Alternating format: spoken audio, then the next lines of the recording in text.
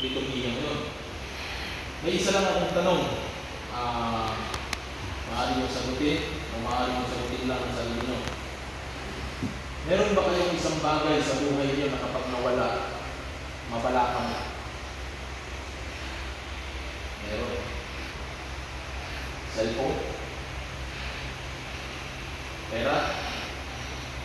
Magulang? Isa pa? Girlfriend? Isa pa? Boyfriend? May lain? Katong mawala agad ba? O ma-misplace mo o lakaw? Mabalakang mo. Kaya wala sila. Unya, dili mapakali ba? Hindi mapakali yung puso nyo at yung isip nyo hanggang di nakikita. No? Sige, sabihin natin kapag cellphone, wala, mapala ka ta.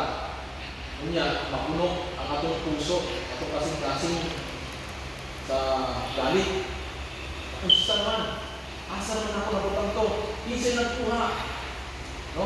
Masukot na. Parang kasi ang bagay na nawala sa atin ay naging parte ng buhay natin. Naging mahalaga. Kaya pag yan nawala, parang kulang yung buhay natin. Kaya kagkakaroon ng mabigat na emosyon pag ito ay nahiwalay sa atin. No?